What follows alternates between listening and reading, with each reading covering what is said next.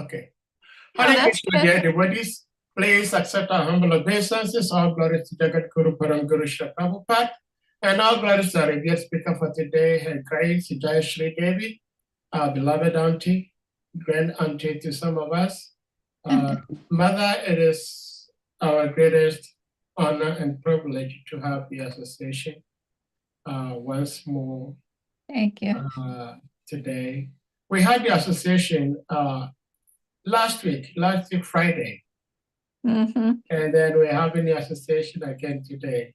Thank you for all the love and the support and the blessings to help us try to serve Srila Prabhupada in our own little way.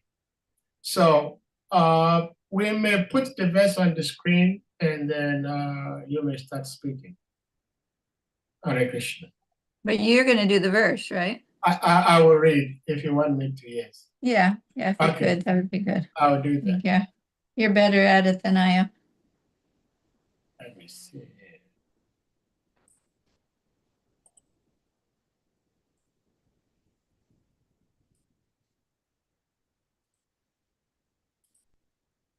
All right, so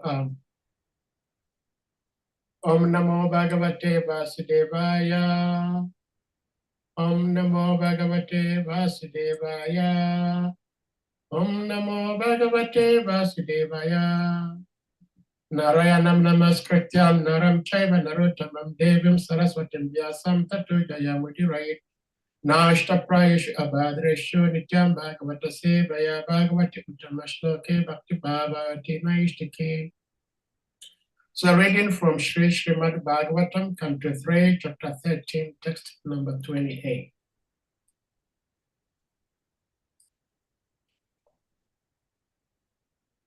Granina Pritavya Padavim Vijigran Krodapade Shahaswayam Adwarangaha Karala Damstropi Akarala Drityam Udviksya Viprangrinato Vishatkam Grenanina Pritavya Padavim Vijigram Krodapade Shahaswayam Adwarangaha Karala Damstropia at Karala Drityam Udviksya Viprangrinato Vishatkam Grenana Pritya Padavim Vijikran Krodapade Shahaswayam Adwarangaha Karala Damstropi Akarala Drityam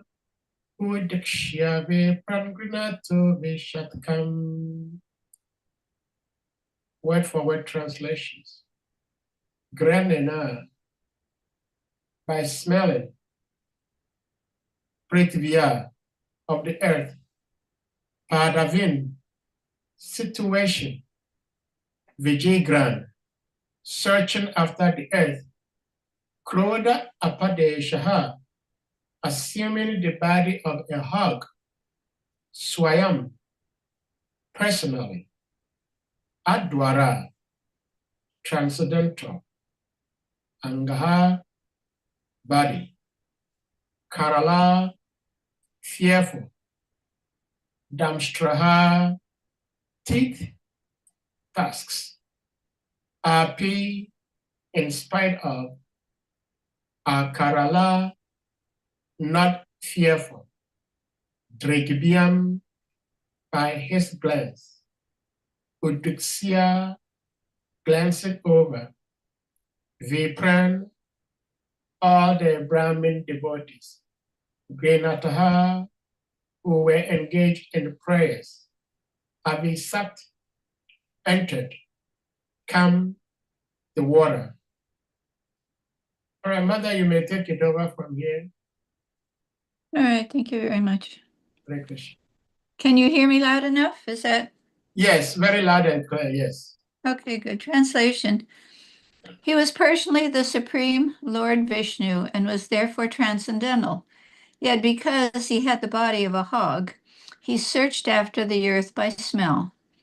His tusks were fearful, and he glanced over the devotee brahmanas engaged in offering prayers. Thus he entered the water. Purport by Srila Prabhupada.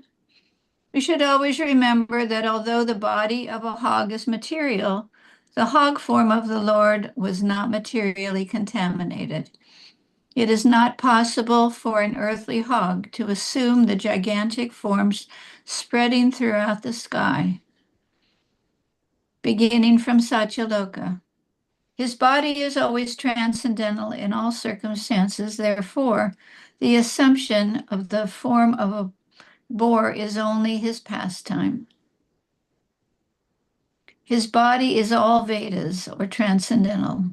But since he had assumed the form of a boar, he began to search out the earth by smell, just like a hog. The Lord can perfectly play the part of any living entity.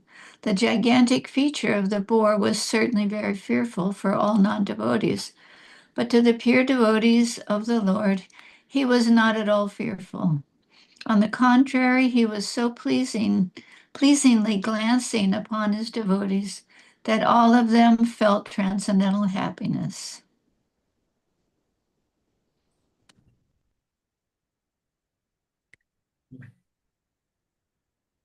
I started with certain things and then I added something else. I was thinking that when Prabhupada came, he was from a completely different culture, right? He was from a Hindu family, he was Vaishnava family. His father was like a pure devotee. He woke up to his father ringing the bell and offering prasadam. His mother was so chaste that she wouldn't even go next door without going in a palanquin. I mean, I can't imagine. And his knowledge, Srila Prabhupada wasn't just someone who read some books and got a little bit of knowledge. He knew all of these literatures. He had different books in different languages from the acharyas, and that is how he got his purports. Just vastly learned.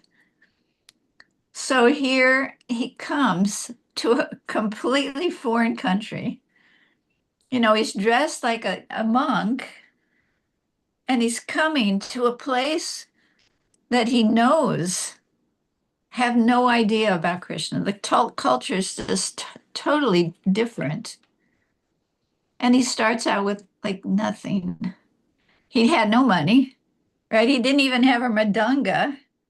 He had nothing when he came. He had his books. That's when he came.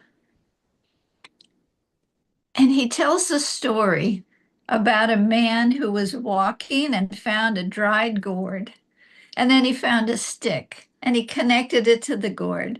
And he found a wire somewhere and he connected that and he made a little instrument. Prabhupada said, that's how I came. That's what I did. Whatever came my way, I used to try and fulfill the mission that I was given.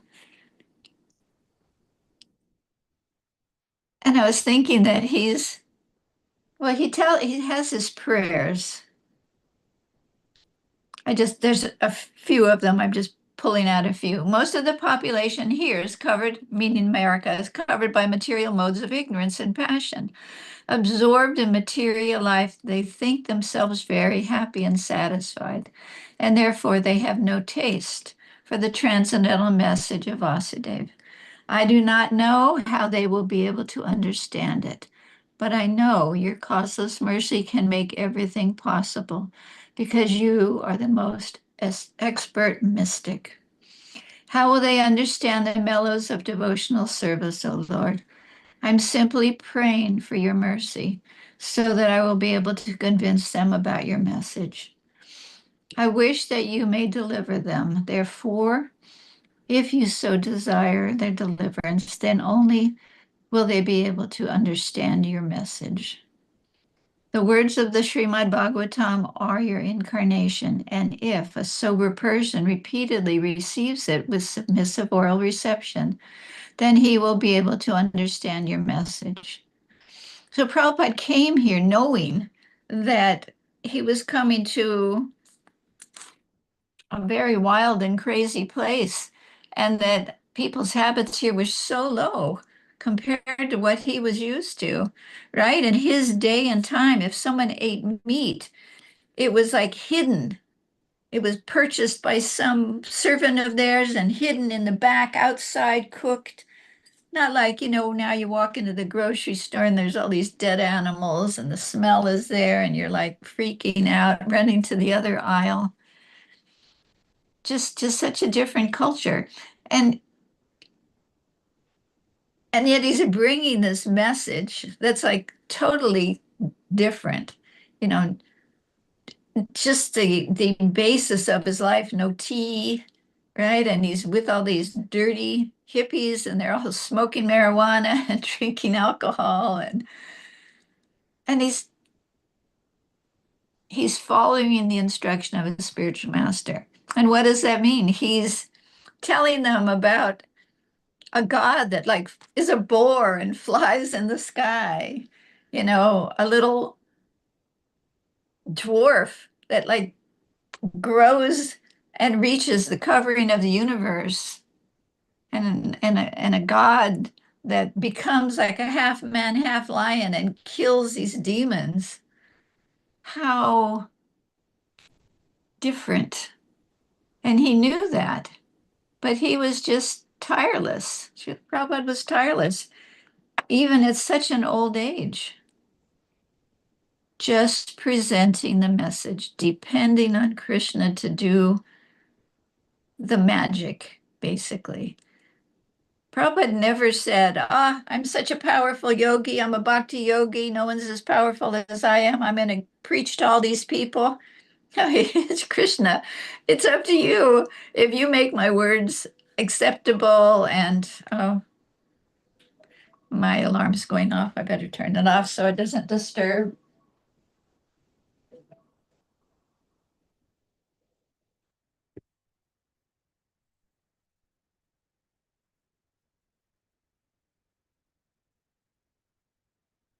Just such a different attitude.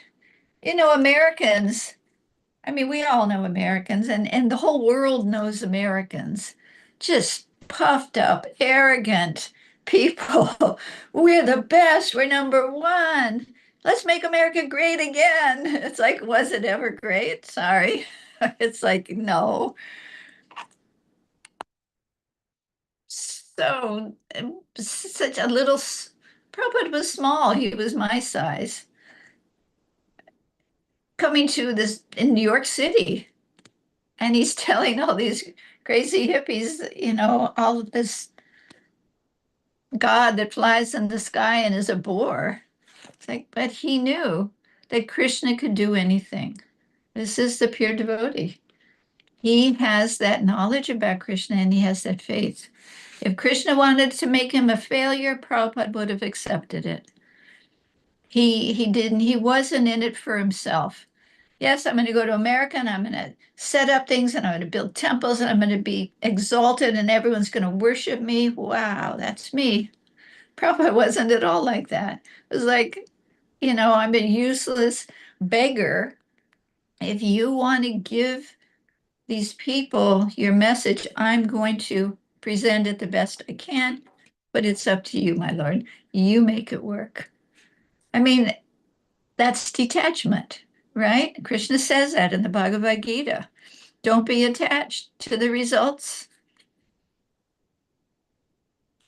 We have to be careful, right? Our attachments are doing just that. They are attaching us to this body and this material concept. One of my godbrothers yesterday left his body, and we've been all going there. He was a book distributor, and Krishna gave him, I'm amazed how Krishna works. So a lot of these devotees, and some of them have been gone from our movement, and some of them into very, they've fallen down basically. But Krishna somehow or other brings most of them back in the association of devotees. And this devotee, he wasn't fallen down. He used to go, he didn't live in the community, he lived a few miles away. But you would see him in Walmart with saffron clothes on, distributing books in Walmart. Or it just like constantly had no association.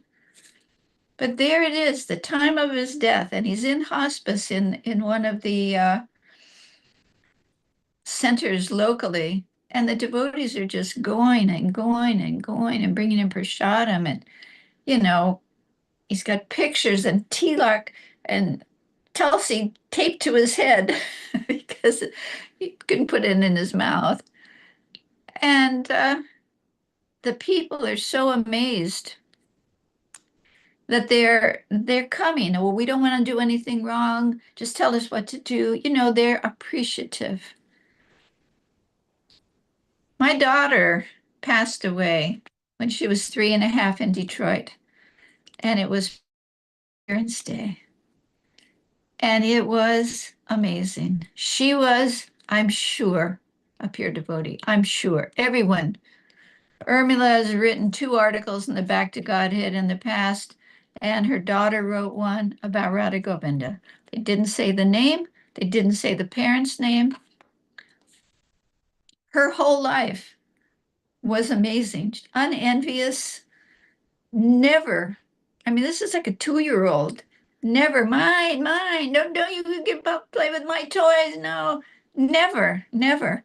And she would grab Urmila's daughter and take her down the street to preach to the neighbor girl. They would play Sitaram's pastimes only.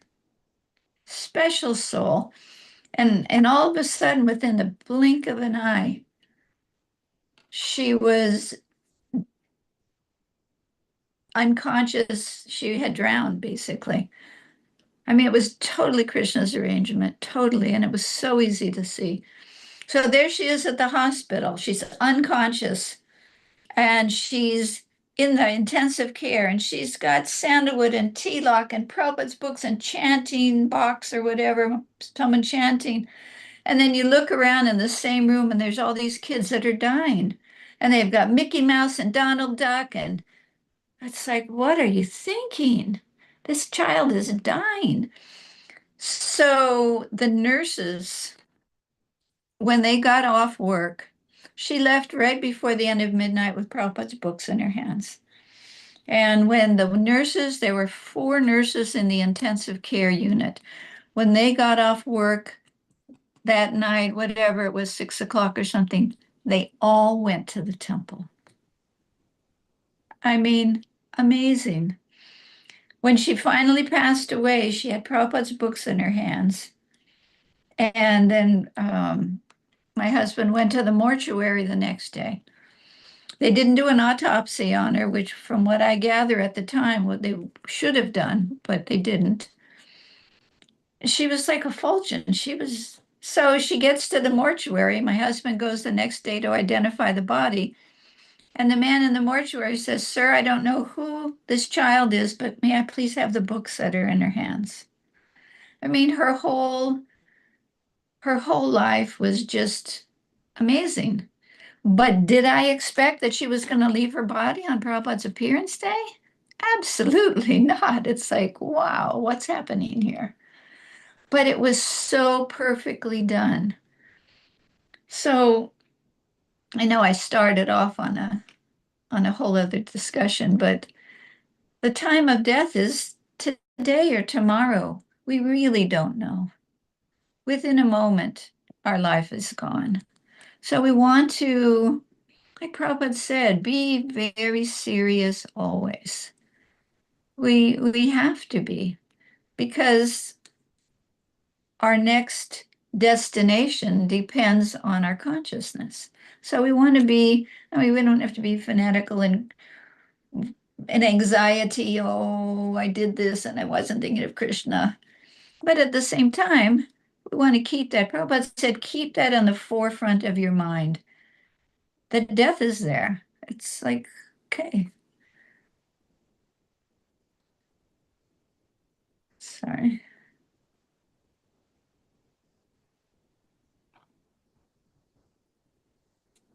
When Krishna comes, he comes in a lot of different forms. right? We have the peaceful, beautiful forms. We have Lord Buddha. We have Lord Chaitanya. We have, what does he say? He says he comes to annihilate the demons, to protect the devotees, to annihilate the demons. So he's got all these far out pastimes happening all the time. And we can get, I mean, Prabhupada said that we would be attracted to certain aspects of the Lord, different incarnations. Someone's a devotee of Ram, we see in Lord Chaitanya's pastimes. Was it Murari Gupta? They don't want to, they weren't opposed to chanting Hare Krishna, but their thing was Ramchandra. So it's not that we have to worship a certain form of the Lord, but he's made it so easy. There's so many far out incarnations of the Lord. And those pastimes are exciting, right? We all want something exciting. There's all these movies and there's all these things. I mean, we have so much diversion in this age, especially at this time with all this media, all these movies and stuff. It's just overwhelming almost. So what does Krishna do? He brings Srila Prabhupada with the Srimad Bhagavatam that has all of these cool, far out pastimes, and it keeps us centered in our devotional service.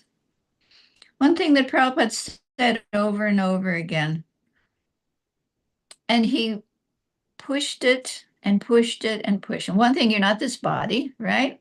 So many ways, so many times. And also that Krishna is not a material person, right? This material creation is what we're used to seeing, but Krishna is not material. But unless we understand that, then we don't really get the full gist of what's going on, right? We can hear Krishna's pastimes, we can appreciate them very shallow, but unless we really understand that there's a difference between our material creation and the Lord and his spiritual realm, then we don't make too much advancement. As a matter of fact, I was looking, and I know Prabhupada had talked about it in several places, but I could only find one place, that unless we have this advancement, that we understand that Krishna is different, that his pastimes are different, that he's spiritual. We're in a material body, we're materially conditioned. Our lust is not like Krishna's lust. And it was in like a room conversation. I know this is the only one I could find. It was with Rameshwar and Srila Prabhupada. And Prabhupada was asking about certain devotees. And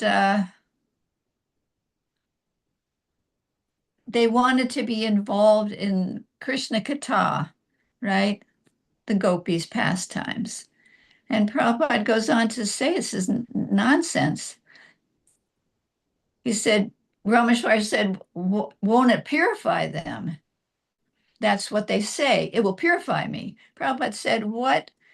You are purified? You have become, what is it called? Putrefied, not purified.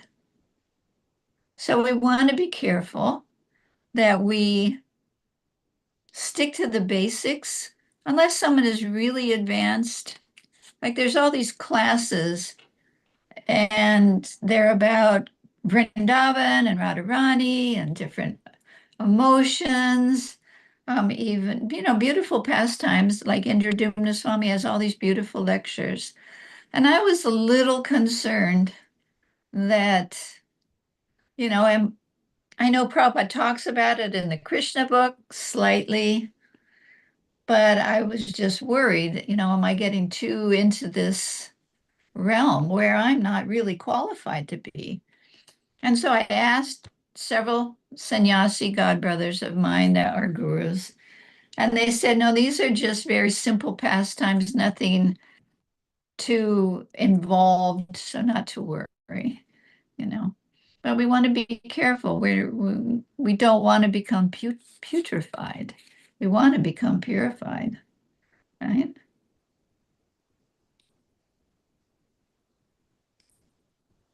In the pastimes of the Lord, the beginning of the Bhagavad Gita, chapter 2, Prabhupada says, this is the version of the Srimad Bhagavatam. Otherwise, it is, he's talking about being amazed, right? Krishna's pastimes are amazing. Prabhupada said that. To think of Krishna is amazing.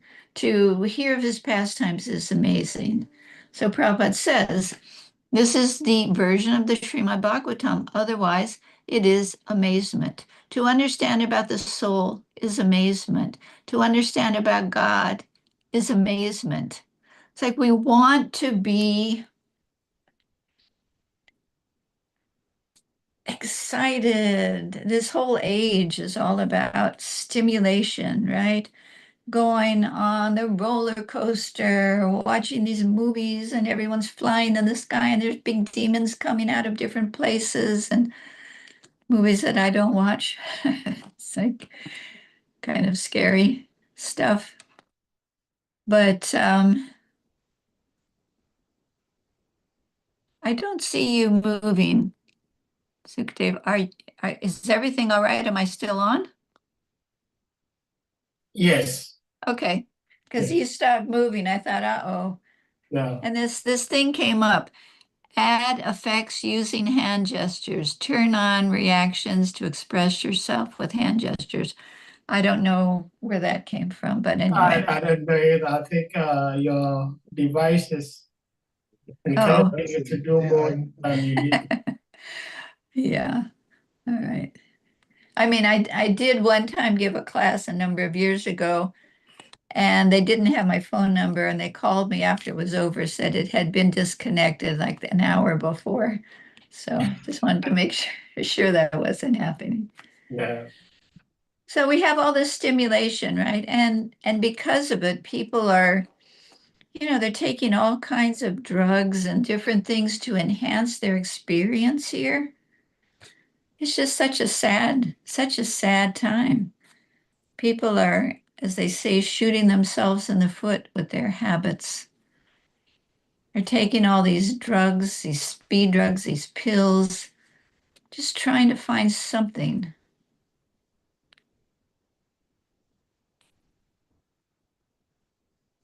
So we see the accomplishments of man from our tiny perspective, right? Okay, there's some bridges and there's jets flying in the sky. I mean, sometimes they crash and big buildings and we see a few things. We've got all these cool iPhones and different things, but it's really nothing close to Krishna's creation, right?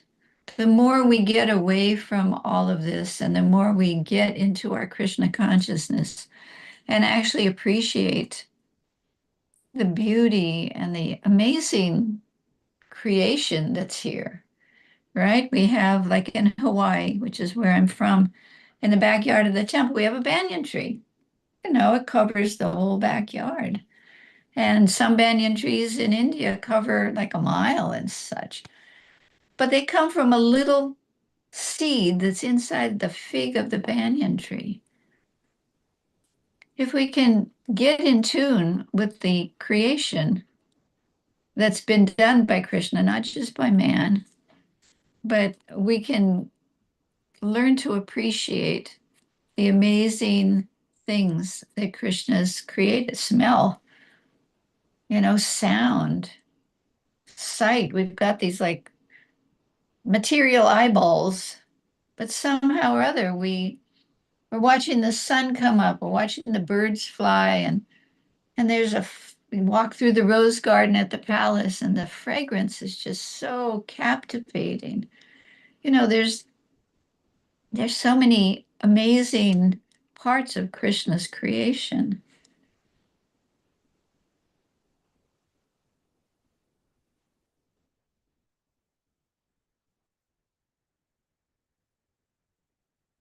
Prabhupada was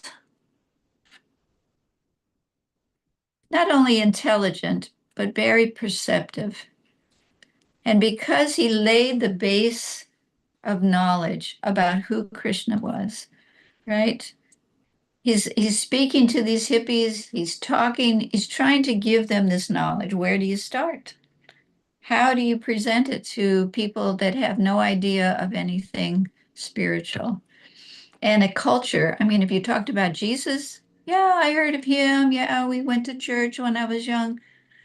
But to talk about a boar that's flying in the sky or a gigantic fish, you know, from the Vedas. But Prabhupada, he set the foundation explaining, he's from the Bhagavad Gita, all the things, I mean, Krishna basically set the foundation, right? The Bhagavad Gita has all of these things, the modes of material nature. How does this world work? How is the soul there? You're not this body. You and I have lived many lifetimes. I can remember, but you don't. And Prabhupada's explaining why. So once you get the basis, then you can accept. And once you know that God is a person, which Prabhupada over and over again, I don't want to say pushes, but presents. I was at the hospice the other day and I was talking to one of the nurses. She'd come in to ask, what should they do? What shouldn't they do? And so I started preaching to her naturally in as nice a way as I could and simple. And I said to her, because someone had this huge picture of Lord Nrsingadev behind him. And I thought, wow, what are they going to think? There's this big, it's the Nrsingadev where he's killing Hiranyakasipu and the blood's all over. It's like, what kind of God do you worship? So I was trying to tell her about the picture and the story so that she would get it. But then I said something about, well, you know that when Moses was around, God appeared as a burning bush and spoke to Moses, and that's where the Ten Commandments came from. She didn't know that. She didn't even know that. That's how little people are involved in their spiritual life, right? They really are not spending any time. Most people don't go to church, and if they do, it's rare. Christmas, Easter, go and you put some money in. But to actually get into the conversation about who God is, what his pastimes are like, what he does with his time, they don't even think about it. The age is so bombarded with so many other distractions that people are just running. Let's go all this different kinds of food. Yes, there's all these restaurants. We can get this, we can get that. Movies, we have all these movies. We have parks, water parks. It's like, and to do that, then they have to make money. How to make money, how to make money, how to make money. I mean, it's amazing. So they don't have time. But at the same time, their death is just like ours any day. So to carefully share with them what we can is only mercy. It's what Prabhupada wanted. It's what Lord Chaitanya's movement is for. We're so fortunate to be able to be part of the present day pastimes of Krishna, right? Lord Chaitanya came and gave us a very simple formula, chant Hare Krishna. So we have, I mean, ISKCON has become a big thing with a lot of fun activities and different places to go and different events, festivals, Zoom calls, YouTubes. There's so much facility right now. So to appreciate what we have and take part in it as much as possible is only to our eternal credit and our eternal bank balance, as Prabhupada would say. He compared our spiritual advancement to a bank balance. The more you put money into it, the bigger it gets. So our bank balance is growing.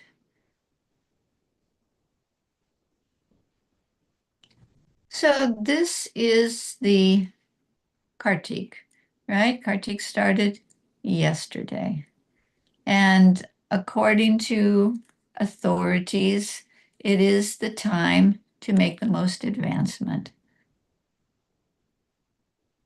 And to make a vow and renounce something during this time is good for us.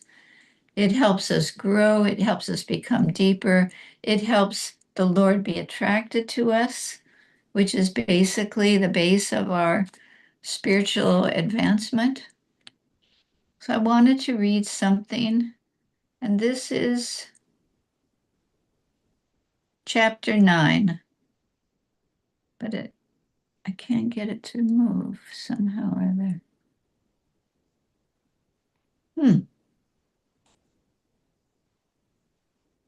Chapter 9 in the Krishna book. Mother Yasoda binds Lord Krishna.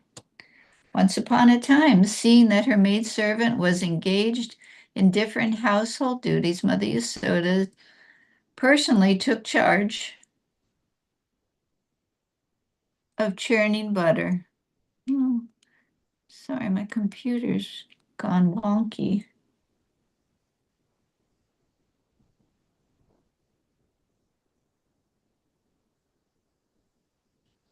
And while she churned butter, she sang the childhood pastimes of Krishna and enjoyed thinking of her son.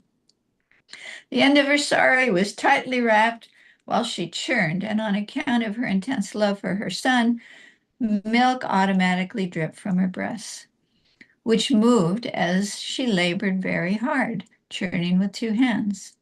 The bangles and bracelets on her hands tinkled as they touched each other, and her earrings and breasts shook. There were drops of perspiration on her face, and the flower garland which was around her head scattered here and there.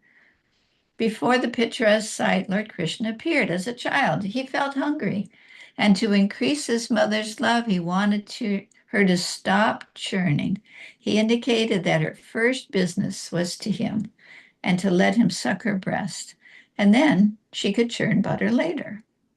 Mother Yasoda took her son on her lap and pushed the nipple of her breast into his mouth. And while Krishna was sucking the milk, she was smiling, enjoying the beauty of her child's face. Suddenly, the milk which was on the stove began to boil over. Just to stop the milk from spilling, Mother Yasoda at once put Krishna aside and went to the stove. Left in that state by his mother, Krishna became very angry, and his lips and eyes became red with rage. He pressed his teeth and his lips, and taking up a piece of stone, he immediately broke the butter pot. He took butter out of it, and with false tears in his eyes, he began to eat the butter in a secluded place. In the meantime, Mother Yasoda returned to the churning place after setting the overflowing milk pan in order. She saw the broken pot in which the churning yogurt had been kept. Since she could not find her boy, she concluded that the broken pot was his work. She smiled as she thought, this child is very clever. After breaking the pot, he has left this place, fearing punishment. After she sought all over, she found her son sitting on a big wooden grinding mortar, which was kept upside down. He was taking butter from the pot, which was hanging from the ceiling on the swing, and he was feeding it to the monkeys. She saw Krishna looking this way and that in fear of her, because he was conscious of his naughty behavior. After seeing her son so engaged, she very silently approached him from behind. Krishna, however, saw her coming towards him with a stick in her hand, and he immediately got down from the grinding mortar and began to flee in fear. Mother Yasoda chased him to all corners, trying to capture the Supreme Personality of Godhead, who is never approached even by the meditations of great yogis. In other words, the Supreme Personality of Godhead, Krishna, who is never caught by the yogis and speculators, was playing just like a little child for such a great devotee as Mother Yasoda. Mother Yasoda, however, could not easily catch the fast-running child because of her thin waist and heavy body. She tried to follow him as fast as possible. Her hair loosened and the flowers fell from her hair to the ground.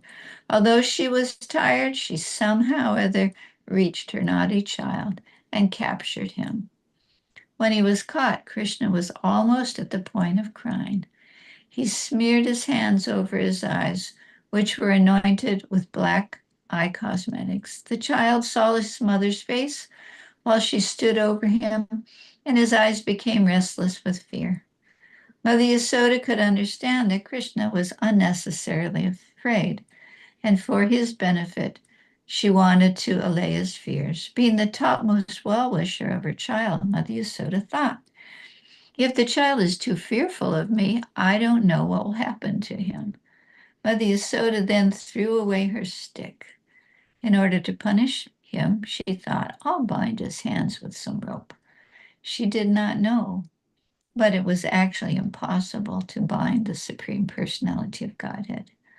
Mother Yasoda was thinking that Krishna was her tiny child. She did not know that the child had no limitation. There is no inside or outside of him, nor beginning nor end.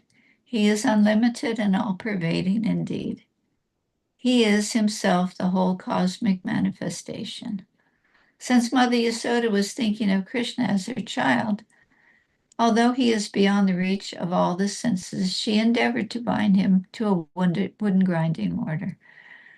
But when she tried to bind him, she found the rope she was using was too short by 2 inches. She gathered more rope from the house and added it, but it was the same shortage. In this way, she connected all the ropes available in her home. And when the final knot was added, she saw the rope was still 2 inches too short. Mother Yasoda was smiling, but she was astonished. How is this happening? In attempting to bind her son, she became tired. She was perspiring, and the garland on her head fell down. Then Lord Krishna, appreciating the labor of his mother and being compassionate upon her, he agreed to be bound by the ropes. Krishna, playing as a human child in the house of Mother Yasoda, was performing his own selected pastimes. Of course, no one can control the Supreme Personality of Godhead. The pure devotee surrenders unto the lotus feet of the Lord, who may either protect or vanquish the devotee. But for his part, the devotee never forgets his own position of surrender. Similarly, the Lord also feels transcendental pleasure by submitting himself to the protection of the devotee. This was exemplified by Krishna's surrender to his mother Yasoda. So we see Prabhupada in his life. He wasn't able to join the mission of a spiritual master like he could have if he was a brahmachari, right? He had all these household duties, so he was making a Back to Godhead magazine, and he'd go out and try and talk to people, and, it wasn't like they were flying off the shelf.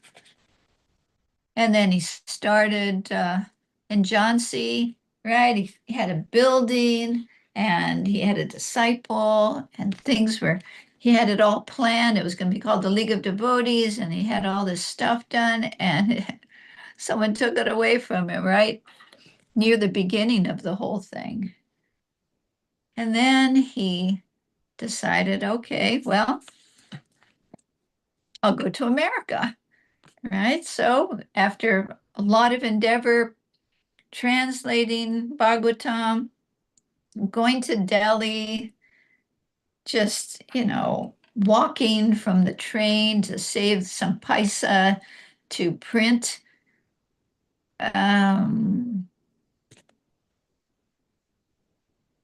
it wasn't like an easy thing. And then he gets on a cargo ship, he crosses the ocean, and he's having this heart attack. I mean, almost discouraging, most difficult situation.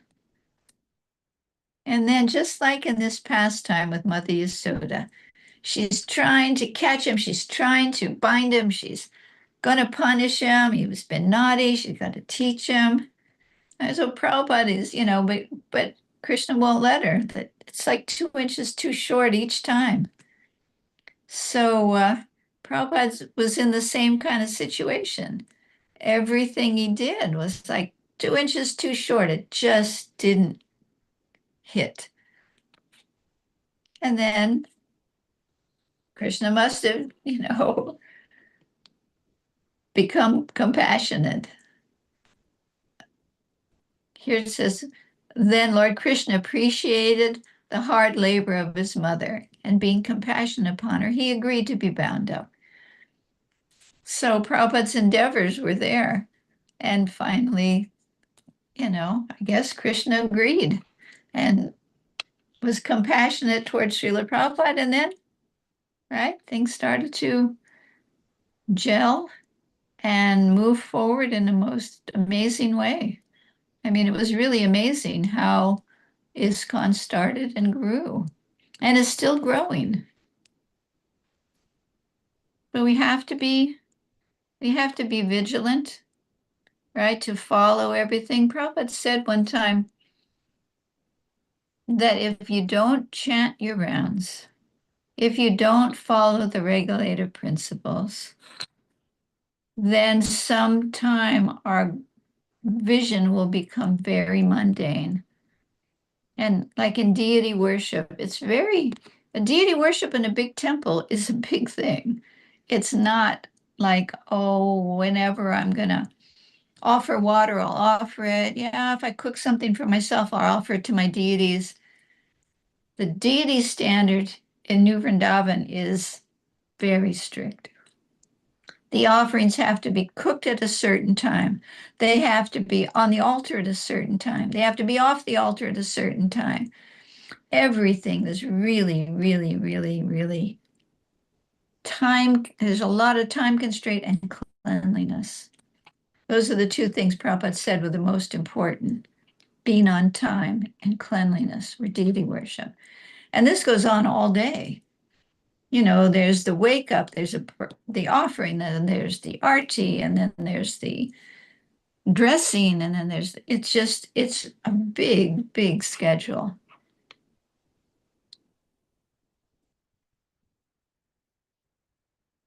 But Prabhupada said, if you don't chant your rounds and if you're not following, someday you will say, why has he given us this burden?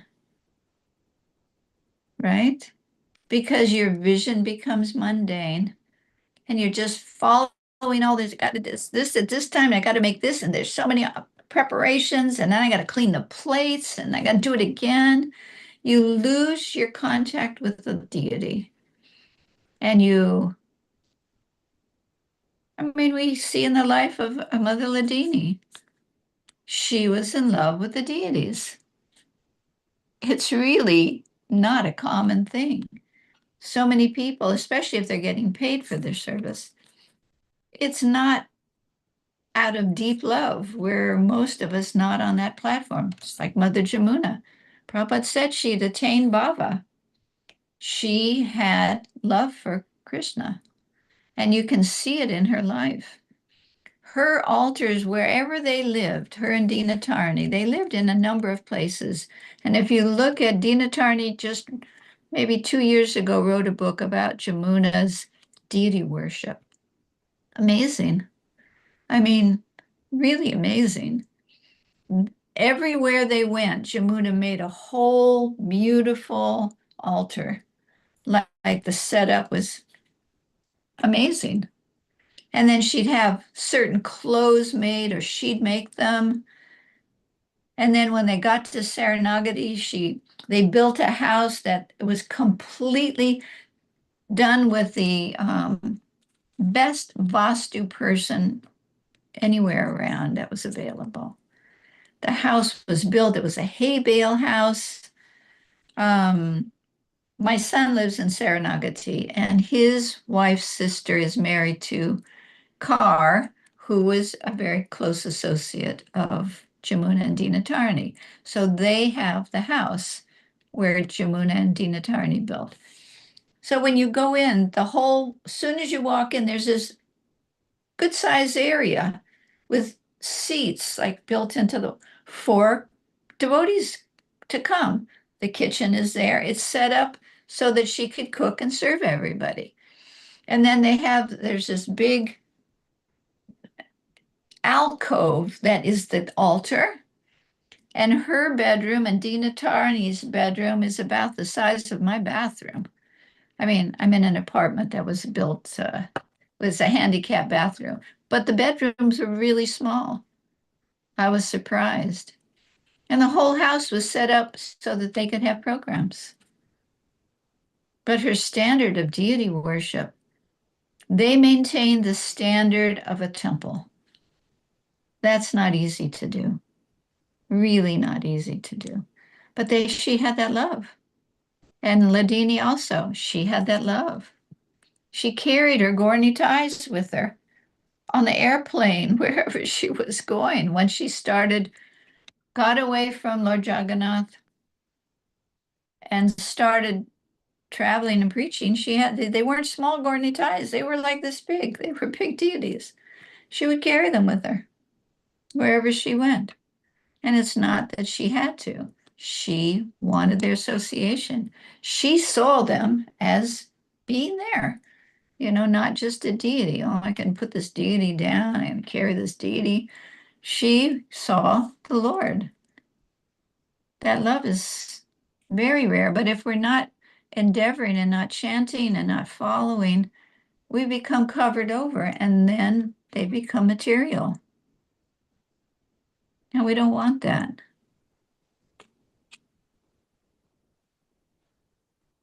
I've lost track of time. When am I finishing? At 12? Thereabout. What's that? I said thereabout. 12, it's okay, yes. I mean, I can stop now. Well, thank you so much, Mother Jayasree, for sharing with us Jagat Guru Srila Prabhupada, like to give us like the biography of Srila Prabhupada within 40 minutes. That's awesome. Dear devotees, if anyone may have questions, comments, reflections, realizations you may want to ask or share, please indicate by using the hand emoji or your physical hand, and you'll be asked to unmute to ask your question or share your reflections. Hare Krishna. Mother, I have this question. Srila Prabhupada, in a number of his prayers, especially his prayers on the Jaladuta boat on his way from India to the US, he prays to Krishna, if you so desire. My Gurudev, His Holiness Bhaktivinoda Swami Maharaj, also said that the greatest prayer in the Bible is, "Thy will be done." Now, if someone is praying to God, and at the same time he is saying to God, "As you desire," or "Thy will be done," how then does the individual, the person making this prayer, become so like so tensed or like so dependent that I need this miracle. I need this prayer. I need this thing to work. Because I'm wondering how the two can go together, because prayer means we want the Lord to do something. But if at the same time we say that your will be done, then what is the energy you're going to get to pray? It's always been a doubt in my heart. That's why I don't usually pray, because when I pray, I do not ask the Lord that thy will be done. I ask him that, dear Lord, you are the supreme Lord. You can make the impossible possible. This is what I want.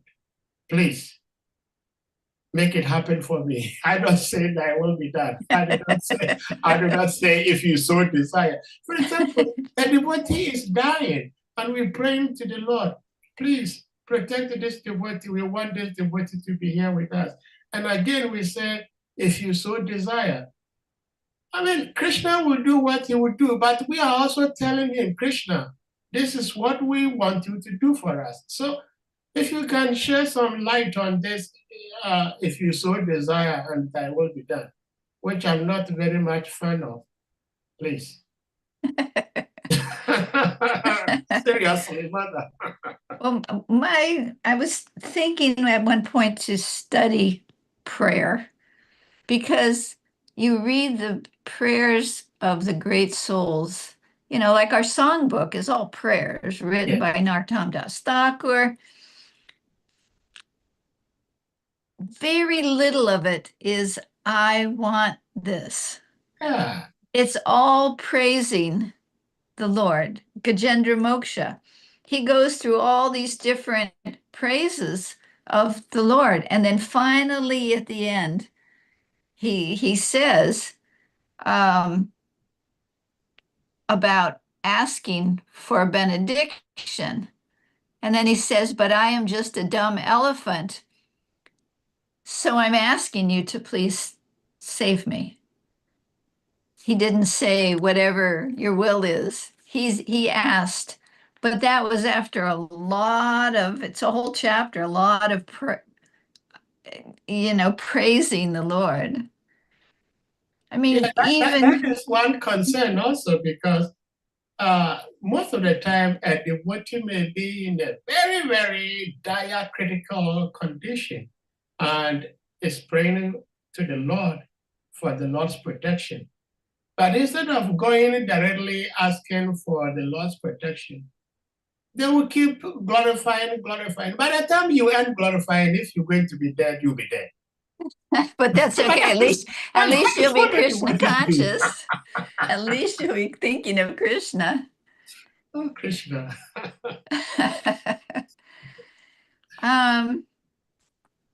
Oh, what was I going to say? I was going to say, well, I know when Kamalini was drowning recently, she was praying, Krishna, save me, Krishna, save me, Krishna, save me, and he did save her. But there was a devotee, and I won't give names, there was a devotee who was an exalted devotee, famous at the time. This is many years ago. And something happened, and they were on the point of death. And all the devotees, including myself, were praying, please save him, Krishna, please save him. But then years later, I realized that actually it would have been the best thing for him had he died at that point. Because when Krishna saved him, then he went on to go through so much suffering and so much defamation from the devotees, from ISKCON, because of his activities after the fact. If he had died when that time was, he would have been a very exalted, they would have built a samadhi for him and this whole thing. But because he lived and went on and did some foolish things, nobody will even want to speak his name. And I thought, I better be careful what I ask Krishna. Because when Prabhupada was sick, really sick, he had us, we did 24-hour kirtan, and he said, please pray to Krishna, if it is your desire, please let Srila Prabhupada finish his mission, his service. He wanted to complete the Bhagavatam. But that's different. You know, the other kind of Krishna, please save his life, save his life. It's almost a selfish. There's so many different levels of prayer, right? You don't hear the great souls praying like that. That's kind of a mundane, self-motivated thing. When you hear the prayers of the great souls, it's not like that. But they're close enough to Krishna and detached enough that they know Krishna's will is going to be the best thing for the person and all the persons and just the overall picture.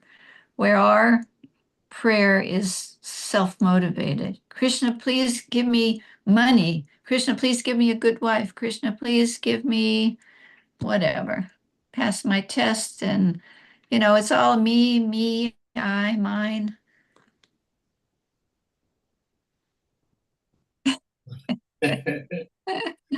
Well, but it's tough. Well, that is part of the reason why I don't usually pray, because if I do, I will be asking the Lord for some protection or for something I so desperately desire. And I'm thinking, the Lord is going to do what he wants to do, so why should I ask him? And on top of that, if I'm going to be saying, if you so desire, then I just tell the Lord, this is what I want. This is what I want. It's tough. It's tough. But anyway, thank you for sharing. But I came across one short video that Gargamuni Prabhu shared. He shares lots of amazing pastimes of Srila Prabhupada. It's so painful. It's so painful. The early days of the movement, Srila Prabhupada was here in the States and was going back to India. His health physically was not good, so he wasn't sure whether he would be able to come back or not. And he was speaking as if that was going to be the end of him and his disciples, physically at least. It's so painful. And I don't know why Krishna, of course I'm not devoted, but it's difficult to worship Krishna. That is what I'm saying. It's very, very difficult to worship Krishna because he is going to do what he's going to do. But he wants our participation. I mean, who has more problems from Krishna than Radharani? That right? is it. That is it. It's painful. Yeah. That separation, though, is apparently the highest love, and it's the highest bliss somehow or other. Yeah. Prabhupada also said, he said, if you have a problem, you go to the deity. And he said, you say, my dear sir, this is my problem, such and such. You know, you're presenting it, you're a person. You're talking to your friend, Krishna. Okay, this is my situation. I don't know what's best for me, but I would like this to, you present it to him. That's what Prabhupada said. Well, thank you so much, Mother. We have two hands up, but what I try to do is I very, very seldom go to Krishna for anything. If I have to go, which I need all the time, I go to my guru and I go to Prabhupada, because I think that they were in this material world, they lived through what I am going through. So it will be much easier for them to feel what I'm feeling. If they're going to help me, they're going to help me. But That's nice. This Krishna, well, Thakur Murari Prabhu, please you may unmute.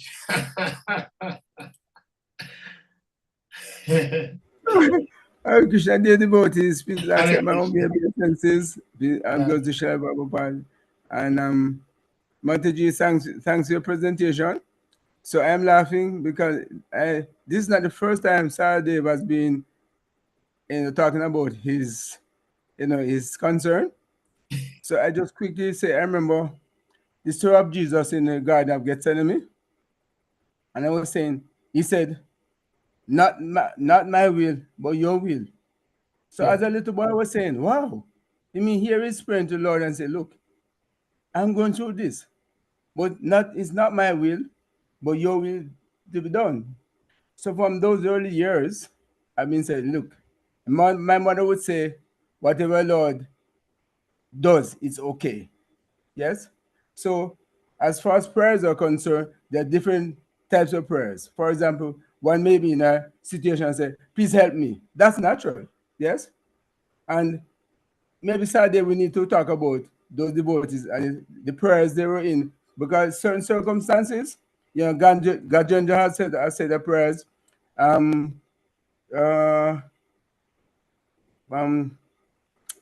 Queen Kunti has said the prayers. Juba Maharaj has prayers. Prahlad has prayers. So there are a lot of devotees. We can look at their prayers. And as Mother Jayasree said, the Vaishnava Acharyas, those are prayers. So understand, so maybe we have to talk about why should we say, if you so desire? Yes? It makes sense. As a matter of fact, I think the part in the creation when he said, when the Lord desires, then he creates. Yes? So we need to talk some more. I understand your concern. Why should you say to Lord, if you so desire? Yes, but that mother say, by the time you're going through all those glorification, you've been so purified. Yeah? So that's my little part. Hare Krishna. Hare Krishna. Thank you, Thakur Murari. Yeah. Thank you so much. Well, just like Mother Jayasree was saying, yes, as you so desire, thy will be done. I appreciate it, but I will not be saying it. I'm not there yet. I'll go at my pace. I hope that someday I may be able to pray like that. But Madhavan Prabhu, please give me unmute.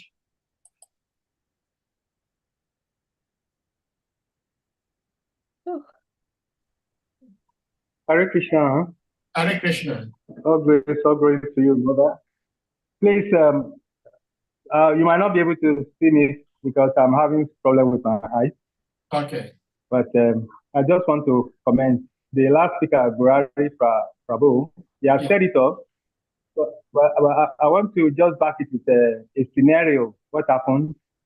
Let's say real life situation. There was once upon a time when I was in the service, one of my juniors was transferred from Ibadan to Lagos. Lagos is the capital. So because of that, he was anxious because expenses in Lagos is almost 5 times that he was in Ibadan. So we're running helter-skelter, seeing all the managers, seeing everybody. But everybody feels that you have to go to this Lagos.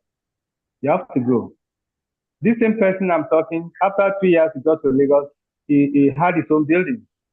He built a house, even a big house, and ask him today to come to Ibadan. He tell you, what am I going to go and do there? So Christian knows what is good for us. We don't really know, actually. But we think is good. So, and we have to pray.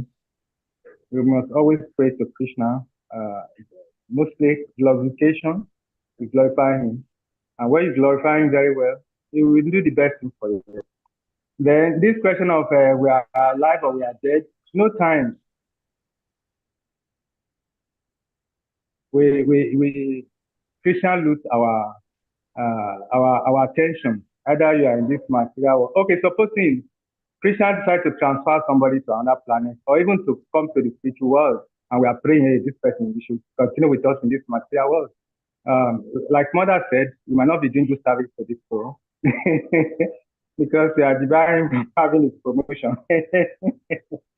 So we should see how Krishna sees things. It's different from our own angle or narrow perspective. Hare Krishna. Well, Hare Krishna. Thank you.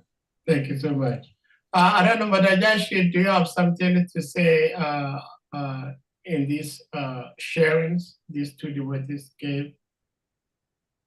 No, I was just going to say that it says here that prayer is the act of communicating with the divine, a spiritual conversation or petition addressed to God. Right? So a conversation means there's two people, Yeah. right? So that communication with the Lord is like acknowledging that he's there and that you need him because he's the big guy. So it's not bad no matter how you do it. You're approaching, like Prabhupada says, even if you want something material, a pious person approaches God. So, I mean, I'm kind of in the same boat you are. People will say, "Oh, pray for me," or they'll be someone in some difficulty, and the WhatsApp is like, "Oh, yes, pray for them, pray for them." What am I going to pray? What do what am I going to ask? Krishna save them? Krishna give them money? Krishna, is that the best thing for them? Krishna, whatever you want to do. It's like it's hard to know how really to pray. I have the same, or bless me. Bless me, bless me. Okay, what kind of blessing? Am I able to give any blessings? It's like, you know, someone like Prabhupada, I could see getting a blessing from. But someone like me, it's like, I hope Krishna blesses you. Well, I see, this thing, if it is not understood or approached properly, it could lead to laxity or laziness, or because there was a time, okay, the devotees here, Shimamara Acharya Prabhu, once we had this kind of topic being discussed here on this very platform, and it's like book distribution. Somebody goes out to distribute books, and he comes back to the temple where there may be just one book distributed. And then you ask him, how? He says, I tried, but this is all I could do. That was the will of the Lord. But who knows whether that was the will of the Lord? Maybe this person has not been trained how to do book distribution. Right. Now, if the person is trained, he will go to the same place and he'll be able to distribute. So sometimes I feel, I don't know exactly, but I feel that sometimes certain things we say or we think we are applying in our spiritual life, if it is not properly thought of, could lead us to become so complacent. Now, I did my part, and it is the Lord's will, whereby we did not put so much energy into it as if, like, even though Srila Prabhupada prayed the way he prayed, but we look at Srila Prabhupada's lifestyle. He worked so hard as if, excuse me to say, there was no God. He worked. He was not like expecting Krishna to come and do something magical, but he worked so hard. But sometimes some of us, I believe, I may be wrong, but some of us do not work so hard, and we expect that if it is the Lord's will, it will happen. And I do not agree to that. I'm sorry, I do not agree to that. So, I mean, we may go back and forth, but I'll try to stay in my lane, and my lane at the moment is that when I need something, I pray to the Lord that, okay, Lord, this is what I want. And I do not expect some miracle from the Lord to make it happen, but I work as hard as is humanly possible for me to work towards achieving that. Hare Krishna, I've talked too much, Mother. I'm sorry. I know yeah, I'm the same way. There was we went to the Rainbow Festival one time, and I was talking to this one devotee, and his name is Fantuzzi. He's a Rastafarian musician, and he met Srila Prabhupada, and he was going to move into the temple, and he said that Prabhupada told him just to do his music. You know, he wouldn't have lasted in the temple. But we had a discussion, and he said, you know, my philosophy, there's a trust in God, but tie your camel. And I thought that was like really, really good. Yeah. You know, it's it's, you know, I also don't like when people use the comments. I don't want to say cheaply because that may not be a respectful term, loosely. Oh, yeah, Krishna made that, Krishna did this, and Krishna's, you know, and this, how do you know what Krishna's doing? You know, it's like, are you really that in contact with Krishna? Like Prabhupada said that, and also the Gita Govinda, no, not the Gita Govinda, the Govinda Bhashya. If you remember that particular commentary on the Vedanta Sutra that made the line of Gaudiya Vaishnavas bona fide. It was so under scrutiny that the Radha Govinda in Jaipur, they took Radharani off the altar because it was being complained that it wasn't a bona fide sect of devotion.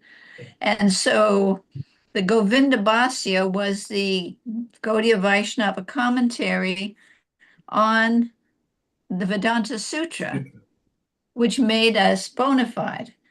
And that was Govinda, the deity, telling, I can't remember who was it that wrote it. I think Vidyabhushan.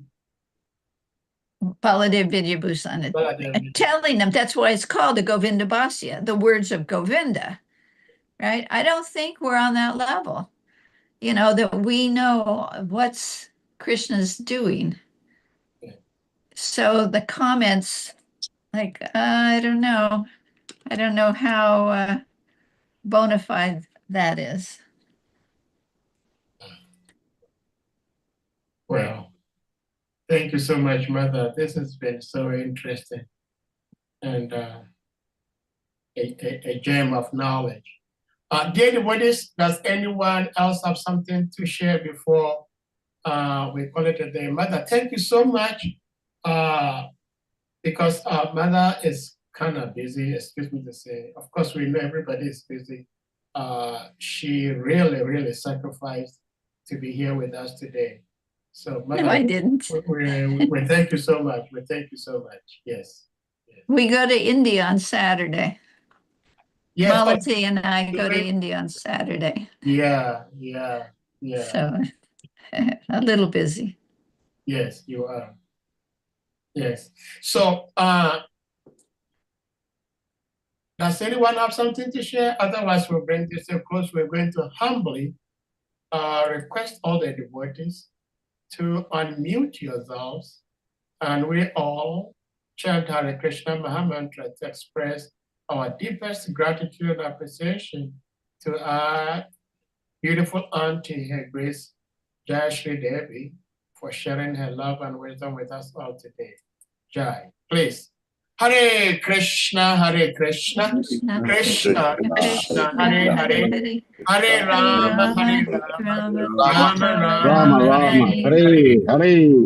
Vanchakalpatarubhischa, Sandhya Evacha, Tanam Pavanebhyo, Vasudevyo Namo Namaha. Ananta Koti Vaishnava Vrinda ki jai. I see a lot of drivers. All Paris Jagat Krishna Prabhupada ki jai. And all Jai. Vaishnava devotees ki jai. Jai.